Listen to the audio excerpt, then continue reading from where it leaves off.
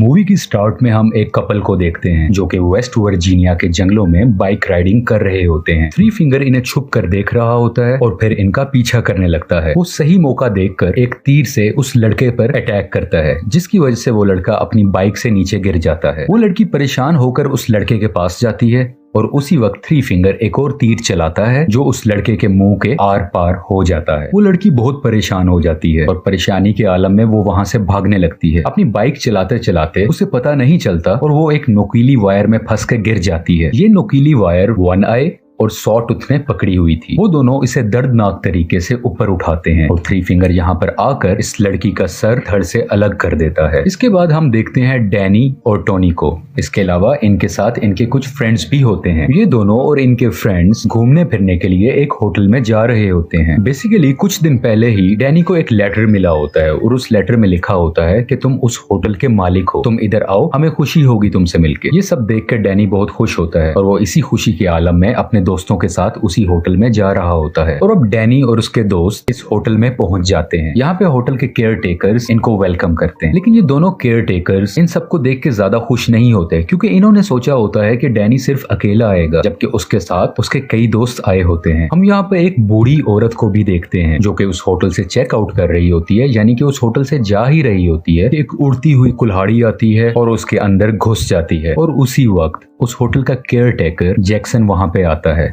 और उस बूढ़ी औरत की गर्दन को पकड़कर मरोड़ देता है, जिससे वो औरत मर जाती है। और इस होटल में चेकआउट होने का ये अंदाज काफी डिफरेंट है, यानी कि होटल में जो भी चेकआउट होना चाह रहा है, वापस जाना चाह रहा है, उसके पास मरने के अलावा और कोई ऑप्शन नहीं होती। दूसरी तरफ डैनी और उसके सब दोस्त उस होटल की एंटीक चीजें देखकर हैरान हो रहे थे, क्योंकि वो चीजें बहुत महंगी थी और वो खुश भी थे कि ये सब चीजें डैनी की होने वाली हैं। रात का वक्त आ जाता है और उस होटल का केयर टेकर जैक्सन जंगल की तरफ जा रहा होता है। यहाँ पर वो इन तीनों भाइयों से मिलता है और उनको समझाता है कि तुम्हें उस बूढ़ी औरत को ऐसे नहीं मारना चाहिए था। और उसके अलावा हमें यही भी पता चलता है कि ये तीनों भाई और जैक्सन आपस में सिबलिंग्स हैं, यानी कि ये सारे भाई हैं। और इसके अलावा वो जो दूसरी केयर टेकर थी वो भी इनकी बहन होती है। अगली सुबह डैनी की क्लोज फ्रेंड होटल में जा रही होती है कि उसकी नजर जैक्सन पे पड़ती है, जो कि एक जगह पर खून साफ कर रहा था। बेसिकली ये वही जगह थी जहाँ पर उस बूढ़ी औरत को मारा गया था, लेकिन वो जल्दी से बगैर कुछ समझे वहां से चली जाती है। उन दोस्तों में कुछ दोस्त शॉपिंग के सिलसिले में मार्केट आए होते हैं और वहां पर उनकी नजर एक बोर्ड पर पड़ती है जहाँ पे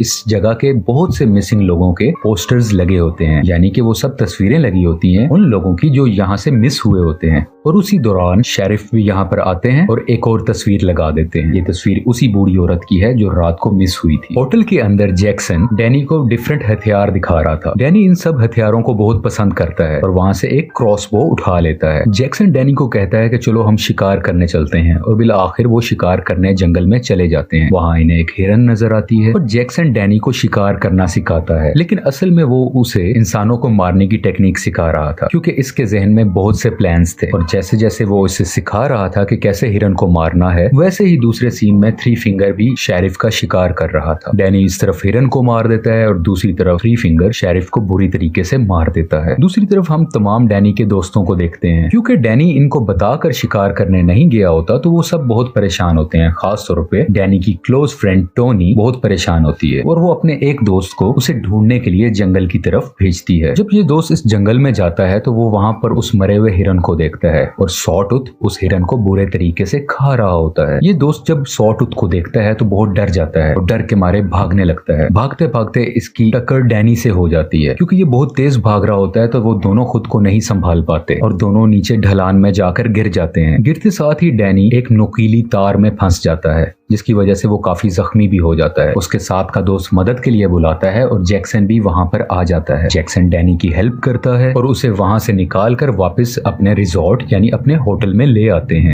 इस होटल की सेकंड केयर टेकर जो कि लड़की है, वो डैनी का खून साफ करती है। वो उसका ख्याल करती है, उसको मेडिसिन लगाती है और उसी दौरान डैनी की क्लोज फ्रेंड टोनी भी उस रूम में आ जाती है और वो केयर टेकर सैली वहां से चली जाती है। अगली सुबह डैनी वॉशरूम में होता है और वो अपनी सारी दवाइयां फ्लश कर देता है। बेसिकली डैनी हाइपरटेंशन का मरीज था, यानी कि उसे बिला वजह टेंशन हुआ करती थी और वो इसी मकसद के लिए दवाइयां लिया करता था। लेकिन पिछले दिन ही उसने हिरन का शिकार किया था और आज उसने अपनी सारी दवाइयां फेंक दी, यानी कि उसको किसी की जान लेने में बहुत मजा आया। ये एक्सपीरियंस आज से पहले उसने कभी फेस नहीं किया था और अब शायद इसे दवाइयों की जरूरत नहीं होने वाली। खाने के वक्त वो अपने दोस्तों को बताता है कि अब मुझे ये रिजॉर्ट, ये होटल पसंद आने लगा है और मैं अब यहीं रुकूंगा और इस होटल को मैं चलाऊंगा, इसकी केयर टेक करूंगा। लेकिन बाकी सब लोग यहाँ नहीं रुकना चाहते थे और वो वापस जाना चाहते हैं। डैनी के दोस्तों में 2 दोस्त ऐसे थे जो बहुत लालची थे। अब इन्हें पता था इस होटल में बहुत से एंटीक्स हैं, बहुत सी महंगी चीजें, तो उन चीजों को चुराने लग जाते हैं। इसी तरह और चीजों की तलाश में वो इधर उधर फिरते रहते हैं और बिल आखिर वो एक सीक्रेट जगह पर जाते हैं जो कि एक बेसमेंट की तरफ खुलता है। मुख्तलिफ कीमती चीजों की तलाश में ये बेसमेंट में चले जाते हैं जहाँ एक बहुत बड़ा एंशिएंट स्पा बना होता है। ये दोनों अभी इधर ही होते हैं कि उस होटल की दूसरी केयरटेकर जो कि लड़की है, यानी कि सैली,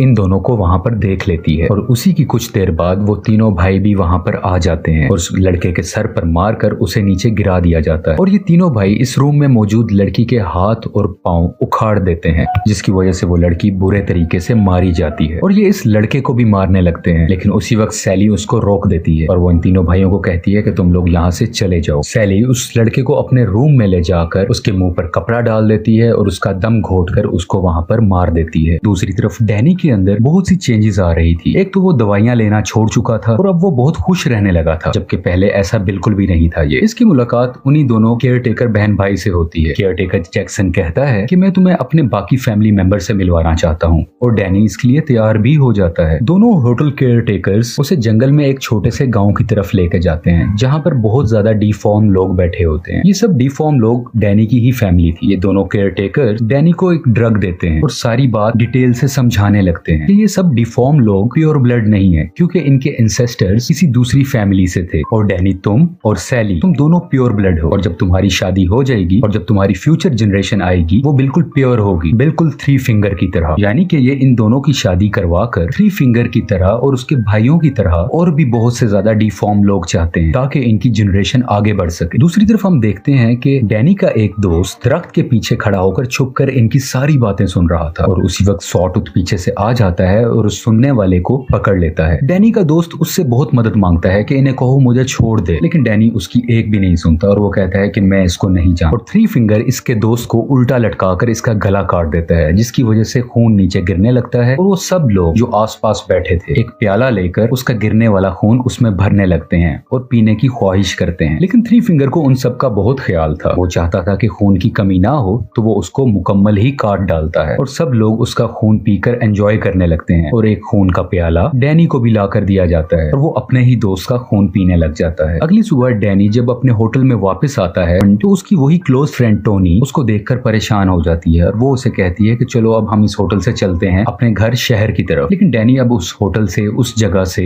वापस बिल्कुल भी नहीं जाना चाहता था। वो उन सबको कहता है कि तुम लोग यहाँ से चले जाओ, मैं यहीं पर रुकूंगा। और इस वक्त तक डैनी अभी भी ड्रग के ही नशे में है जो रात को सैली ने उसको दी थी। ये सब लोग यहाँ से जाने से पहले किचन में जाते हैं और वहां पर देखते हैं कि एक इंसान इंसानी मांस को काट रहा होता है, उसे फ्राई कर रहा होता है और उसे खा रहा होता है। ये देखकर ये लोग बहुत डर जाते हैं, लेकिन वहां से निकलने से पहले इनकी नजर फ्रीजर में पड़ती है जहां पर इन्हीं के एक दोस्त का कटा हुआ सर होता है, जिसे देखकर ये सब लोग वहां से जल्दी से भागने लगते हैं। ये अभी भाग ही रहे होते हैं कि वो तीनों भाई इनके पीछे पड़ जाते हैं। इन तीनों भाइयों से बचकर कुछ दोस्त तो वहां से भाग जाते हैं, लेकिन एक दोस्त वहां से पकड़ा जाता है। वो उसके मुंह पर एक पाइप सा लगा देते हैं और उसके अंदर पानी भरने लगते हैं। इतना पानी भरा जाता है कि पानी के प्रेशर से उसका पेट ही फट जाता है। अब हम दूसरे दोस्त को देखते हैं जो कि पहले तो 3 फिंगर और उसके भाइयों से बचकर भाग चुका था, लेकिन भागते हुए वो एक बियर ट्रैप में उसका पांव फंस जाता है और वो वहीं पर गिर जाता है। वो अब कहीं नहीं भाग सकता क्योंकि वो फंस चुका होता है और वो तीनों भाई उसको भी पकड़ लेते हैं और उसके सर पर मारकर उसे भी हमेशा के लिए खत्म कर देते हैं। डैनी की क्लोज फ्रेंड टोनी जो कि डैनी को ढूंढ रही होती है, वो वहां से एक गन उठाकर डैनी को ढूंढने लगती है। वो उसी बेसमेंट के स्पा में पहुंच जाती है जहां पर उसे सैली नजर आती है और यहाँ पर इन दोनों की आपस में काफी लड़ाई होती है। बिल आखिर टोनी उस केयर टेकर का मुंह पानी में डाल देती है और अपनी गन उठाकर उसको शूट कर देती है और उसी वक्त डैनी भी वहां पर आ जाता है और अपनी फ्रेंड से सबसे पहले गन छीन लेता है और गोली लगी हुई केयर टेकर यानी कि सैली को जाकर चेक करता है कि उसको क्या हुआ, वो जिंदा है या मर गई। और डैनी अपनी क्लोज फ्रेंड टोनी को कहता है कि यहाँ से तुम भाग जाओ। जब टोनी वहां से भाग रही होती है तो उसी होटल का दूसरा केयर टेकर जो कि जैक्सन है वो उसका पीछा करने लगता है और इन दोनों में आपस में लड़ाई होती है और बिल आखिर टोनी एक चाबी की मदद से उसकी आंखें फोड़ देती है और इतना जालिम तरीके से मारती है कि जैक्सन भी वहाँ पे मारा जाता है। इससे पहले कि टोनी वहाँ से भागती अपनी जान बचाती, डैनी वहाँ पर आ जाता है और अपनी ही क्लोज फ्रेंड टोनी पर गन तान देता है, जिसका ये मतलब है कि डैनी नहीं चाहता कि अब टोनी जिंदा बचे, क्योंकि वो उसकी फैमिली के बारे में अब बहुत कुछ जानती है और डैनी ऐसा रिस्क नहीं ले सकता था। और तभी थ्री फिंगर और उसके भाई भी वहाँ पर आ जाते हैं और डैनी अपनी क्लोज फ्रेंड